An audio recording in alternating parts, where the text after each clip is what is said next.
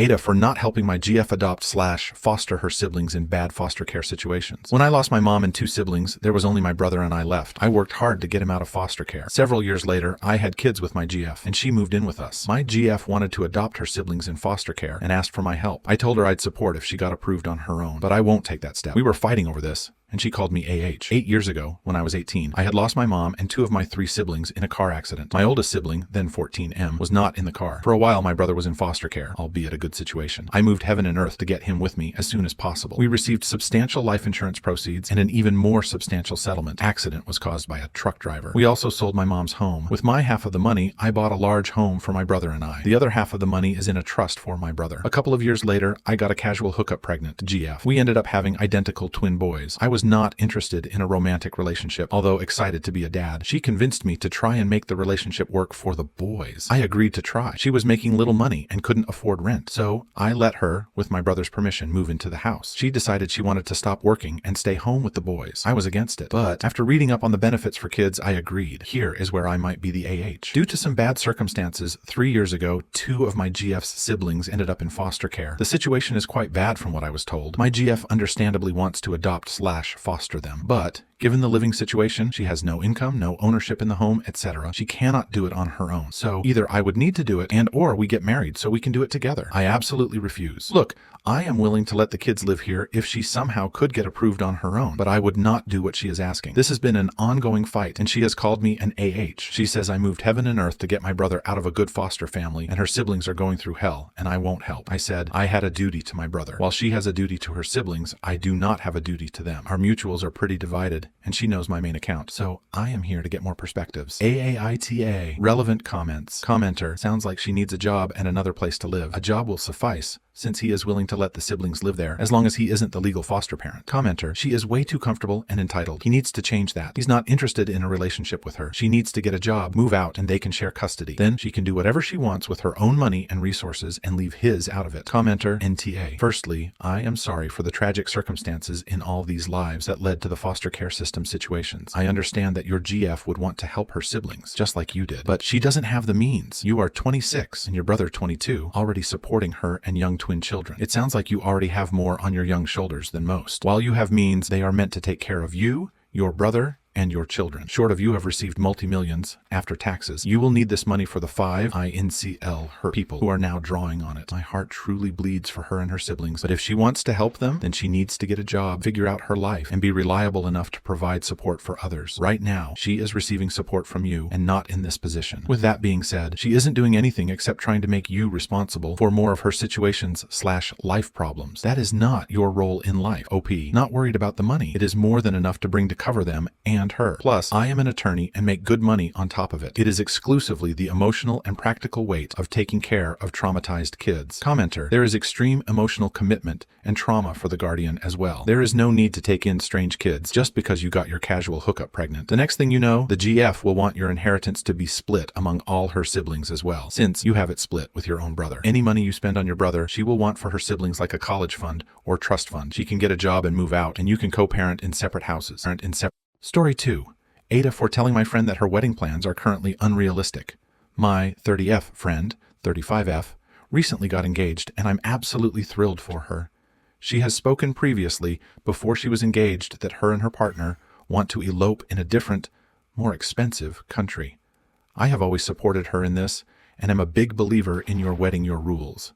The problem arises when she got engaged and said she can't wait for elopement wedding. I took her aside and said that I may not be able to come due to finances. She responded that there will be plenty of time to save for the wedding.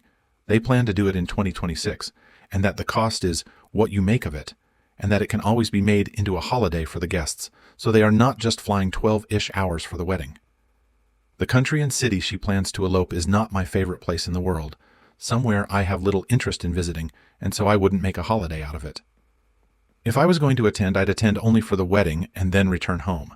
Fast forward 6 months, and the planning has started, and they have invited 40-ish people to come to the wedding, stating that they know other people who have eloped and have had 20 to 30 guests. I made a comment that I believe that is an unrealistic expectation, as it is a lot of cost to ask people, and that she should be prepared that all 40 people might not come. In fact, it could be significantly less.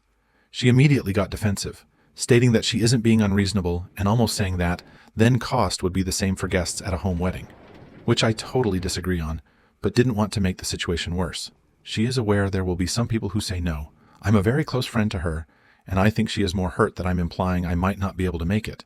From what I know so far, the couple aren't planning to pay any expenses apart from maybe one meal after the wedding. Ever since my friend has been quiet and cold, and I want to know if I maybe have said too much and should have just politely declined attending the wedding. I am still trying to see if I can make the cost work because I would love to go, but it is an awful lot of money for me, 2.5K being generous. AITA for telling my friend I think she's being unrealistic about her wedding? Edit to add clarification. I have described it as an elopement, as that is what my friend has always said it would be. I hadn't actually considered it as a destination wedding, and hence why I have stated that it may be unrealistic to have all these people go. Also, not from the US. Second edit, there are a few comments asking about what was my point even bringing this up if the bride already knew people would say no. However, the expectation between the close friends, which includes me, has been that we will be there no matter what. The expectation is that we can all afford it and go. I've had other friends come to me and voice their worries about it, and that's why I said it. Relevant comments. Commenter, NTA. Anytime anyone has a destination wedding, they have to be prepared that there will be people that will not be able to attend. I don't think you are wrong for telling her gently that people may not be able to attend, and that she's being a bit unrealistic to think that everyone will. Also, if you can't make it due to finances, etc., just be sure to give her plenty of notice and she will have to accept that. I don't think it's unfair to assume that people would not be able to go. Relevant comments. Commenter. Technically, if she has an advance plan and is inviting guests, it's a wedding, not an elopement. So she's having a destination wedding a 12-hour plane ride away. That means any attendees are going to be a very, very close friend, and B, interested in traveling to this particular destination, and C, has the financial resources for this trip. She needs to resign herself to the fact that out of 40 people, just a few are going to meet all three of those criteria. I hope she can get 5, maybe 10 people to go. Story 3, I, 22F, think I love my ex's best friend that is also my best friend, 24M. My ex and I broke up 2 months ago, which I know doesn't sound like a long time, but after 2 months of isolation and meditation, it was a long time coming. My ex and I share a friend. We'll call him Daniel, 24M. Daniel was the one that actually introduced my ex and I to each other. My ex left me because he said he didn't love me anymore. I was really upset and heartbroken at first, but after months of thinking, there's nothing I can do anymore and nothing he could say that would impulse me to take him back. Daniel and I have been close friends for years at this point. We became super close while my ex and I were dating and remained that way throughout. We go to each other for everything. We talked about the heartbreaks we have each endured, mental health problems we are going through, etc. Literally everything. He always called me his little sister because he has one my age and we just get along so well. Yesterday, Daniel and I decided we should hang out. He's still in school, and I moved back home but was in the area for an extended period of time. I, of course, agreed, and everything was normal. We had lunch, watched Instagram Reels on the couch, and made plans to go to a friend's house later that night. However, I was making dinner and it ran a little late, so we just decided to walk to a nearby bar and have a couple drinks, watch a movie, and have an early night. We were having fun. We were catching up, playing little bar games and wagering shots, and poking fun at each other as we always do. However, the 3 drinks became many more, as I turned out to be really good at all the games. Oops. We stopped by his apartment for a bathroom break because it's close, and definitely more sanitary than a public bathroom.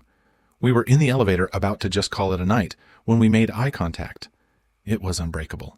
He leaned in for a kiss, and I didn't say no. We quickly snapped out of it when we got to his floor and used the bathroom.